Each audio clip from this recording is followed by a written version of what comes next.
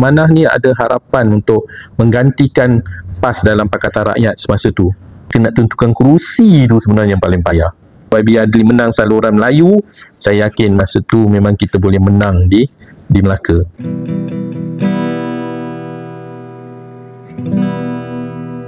Assalamualaikum warahmatullahi wabarakatuh. Saya Mustafa bin Ali, dan dengan 10 tahun amanah ni kita mempunyai banyak sejarah. Kalau kita lihat daripada peringkat awal sejarah penubuhan amanah tu, kita ingat dulu tentang sejarah sebelumnya, iaitu pada 2015. Kalau kita lihat pada pemilihan PAS yang berlaku pada masa tu, 2015 tu 18 orang profesional telah kalah dalam pemilihan muktamar di Kuala Selangor. Dan ada satu lagi peristiwa yang berlaku, muktamar di Batu Pahat. Kalau kita lihat doa berlaku, doa yang kita rasa mendoakan pemimpin yang sepatutnya tak berlaku. Daripada situlah kita nampak bahawa retak-retak atau perpecahan dalaman PAS masa tu kita telah mula kesan. Jadi apabila pemilihan PAS berlaku pada 2015 tu, contoh di Melaka ni paling jelas hampir ke semua kawasan profesional kalah. Satu saja kawasan, iaitu kawasan Bukit Katil, menangi oleh tuan-tuan tim profesional lah. Masa tu YDP dia adalah saudara Sophie Wahab. Bila dah berlaku perpecahan besar tu, wujudnya satu gerakan baru, iaitu Gerakan Harapan Baru, yang pada mulanya ceramah dia seingat saya iaitu pada malam satu puasa. Besoknya nak puasa, malam tu 1 Ramadan tu, saya ingat saya mendengar ceramah JHB di Muar. Di Muar masa tu terlalu ramai orang datang. Sebenarnya orang nak lihat bahawa bukan semua orang nak masuk JHB tu, tapi orang nak lihat 18 orang yang berceramah ni yang telah dibuang oleh PAS masa tu, mendengar apakah sebenarnya jalan selanjutnya setelah perpecahan tu berlaku. Maknanya ada mengatakan nak tubuh ni, nak tubuh parti, nak bila apa semua. Jadi masa tu dilancarkanlah Gerakan Harapan Baru di Johor tu, di Muar Johor. Itu beberapa bulan, dan di Melaka pun kalau kita lihat bahawa tertubuhnya Gerakan Harapan Baru tu diketuai oleh kalau di Bukit Katil ni semasa tu adalah Haji Bakrin Siddiq. Dia sebagai perintis kepada JHB tu.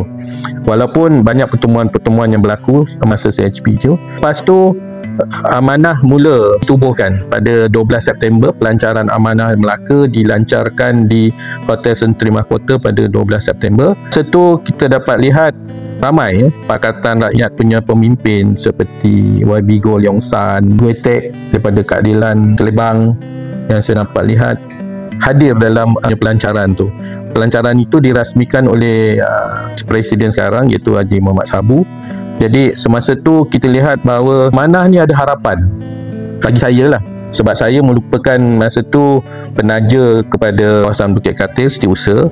Bila kita lihat sebegitu, kita nampak bahawa amanah ni ada harapan untuk menggantikan PAS dalam Pakatan Rakyat semasa tu. Di Melaka, kawasan Bukit Katil yang pertama sekali ditubuhkan, satu cawangan Bukit Katil dan juga cawangan Sungai Putat berjaya ditubuhkan. Apabila berjaya ditubuhkan dua cawangan, maka layaklah amanah kawasan Bukit Katil ditubuhkan. Kawasan kota pula ditubuhkan dengan dua cawangan. Ada dua kawasan, maka layaklah amanah Melaka ditubuhkan semasa tu. Masa dulu sehingga 2023 amanah Melaka diterajui oleh YB Adli Zahari lah. Walaupun kita lihat pada peringkat awal, kalau di kawasan Bukit Katil keahlian awal tu ramai, tak ada masalah untuk keahlian. Sebab banyak ahli-ahli PAS yang daripada cawangan-cawangan dan juga simpati dan orang-orang tapaga yang mula mendaftar dalam amanah. Jadi di situ saya rasa kerja saya sebagai steward tidaklah seberat kata orang pun macam susah nak cari ahli, tak ada. Kita boleh buat kerja dengan, dan sebab kita pun ada pengalaman dalam parti lama. Di pengalaman-pengalaman tu saya rasa saya dapat banyak gunakan lah dalam kita nak memajukan amanah kawasan Bukit Katil. Cabaran ni dalam keluarga saya, dari segi cabaran saya tak ada rasa macam terlalu susah lah, sebab saya ni memang minat politik ni daripada saya kecil.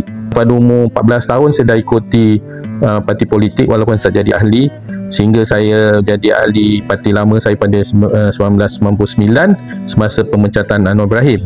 Masa tu saya rasa saya tak ada rasa macam susah lah, walaupun keluarga saya memang orang parti daripada parti UMNO, tapi mereka tidak pernah menghalang pun, sebab itu adalah kebebasan dalam diri kita. tu tak ada cabaran. Tak akui bahawa saya susah nak menarik adik-adik kita untuk mengikuti kita lah. Itu saya rasa benda tu biasa, mana-mana perjuangan pun sama. Ada orang susah nak ini kan, tapi bila kita dah berjaya, barulah mereka akui bahawa perjuangan kita tu benar. Segi sudut lain saya rasa tak ada. Saya ni suka ber-NGO, itu satu saya punya kekuatan lah. Saya aktif dalam persatuan taman, surau, lepas tu saya juga PIBG sekolah. Jadi saya senang untuk menyesuaikan diri kita ni, sama ada orang parti ataupun orang NGO ataupun orang biasa. Itu saya rasa saya tak ada masalah. Memang masyarakat pada peringkat awalnya saya rasa orang dah tahu dah kita, dan yang menyokong kita tu senang lah. Dia senang nak bercerita dengan kita kan. Dia tahu kita memang orang parti, dia dengar memang kita dah masuk amanah. Jadi dia minta komen macam mana. Kita senang lah nak berparti kan. Tapi kalau parti lama dia lari daripada kita lah, dia tak nak jumpa kita. Itu satu yang kita rasa rugi lah. Kita tak dapat nak tarik dia orang. Dia rasa macam ada satu dinding tebal yang kita, tapi parti-parti lain okey je, tak ada masalah. Dalam 10 tahun detik-detik manis ni, saya sebenarnya oleh kerana saya merupakan pengarah pilihan raya negeri, kalau saya lihat daripada peringkat awal 2016 tu memang parade sebenarnya. Kalau kita lihat, kita nak menyusun strategi kita macam mana kita nak menang, sebab kita dah duduk dalam parti lama ni tak pernah menang. Itulah sekali menang pada 2013 tu kan, Don Bukit Katil. Saya masa tu kebetulan Don Bukit Katil ni saya tak terlibat secara langsung, oleh kerana saya duduk di Don Duyung. Berjayanya Don Duyung itu ditawan daripada tangan MCA dan akhirnya DAP menang. Itulah pertama kali DAP menang. Masa tu saya merupakan gerak kepada Don Duyung. Masa tu saya cukup ingat macam mana saya nak tarik pemuda-pemuda Melayu dalam taman jadi pacabar lah apa. Jadi saya rasa manis masa kemenangan tu di Don Duyung. Bila saya menjadi pengarah pilihan raya, cabaran dia memang hebat. Kan hebat apa, nak menentukan kita dah join dengan KR, dengan DAP, dengan Amanah. Pertama sekali kita nak tentukan kerusi tu sebenarnya yang paling payah. Penerimaan ahli kita tak ada kerusi, yang kita dapat 6 kerusi daripada 28. Ada minta lebih 8 tapi kita dapat 6 masa tu, dan kita dapat 1 parlimen. Ada yang ramai kecewa, ada yang kecewa, tapi kita rasa tak apa, kita mengalah.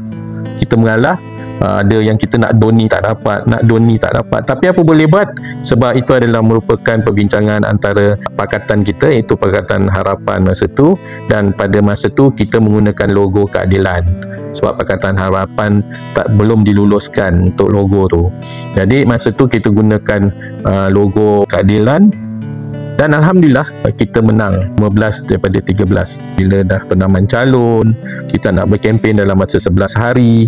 Memang cabaran banyak dengan keadaan kita parti kecil, tak cukup dana, macam mana kita nak ini. Tapi masa tu saya lihat, yalah, sahabat-sahabat semua menggunakan apa saja kepakaran yang ada.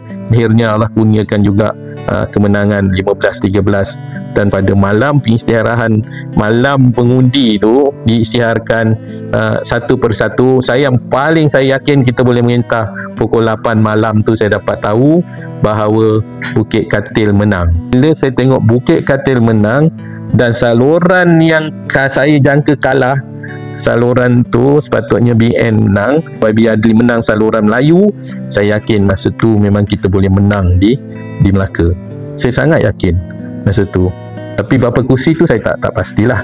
Tapi masa malam nak isytiharan tu pukul 12, seingat saya lah, Raha Amanah tu penuh orang yang saya tak jangka, daripada mana-mana orang semua datang. Saya tu adalah orang simpati kepada parti. Melaka ni bukan negeri yang dijangka untuk memerintah. Siapa jangka boleh dapat simple majority 15-13. Amanah menang 2 dan berlarutan sampai beberapa hari tiadanya ketua menteri.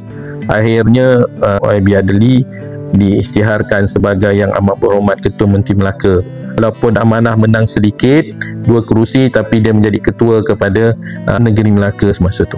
Itu saya rasa detik yang paling manis lah dalam hidup saya sebagai pengarah pilihan raya Amanah negeri Melaka. Sebenarnya saya ni dalam parti dulu, saya paling minat sekali Datuk Nurul Aziz. Tu yang paling saya suka cara dia.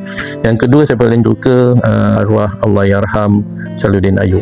Itu adalah bagi saya orang yang simple, susah-susah dalam parti lama.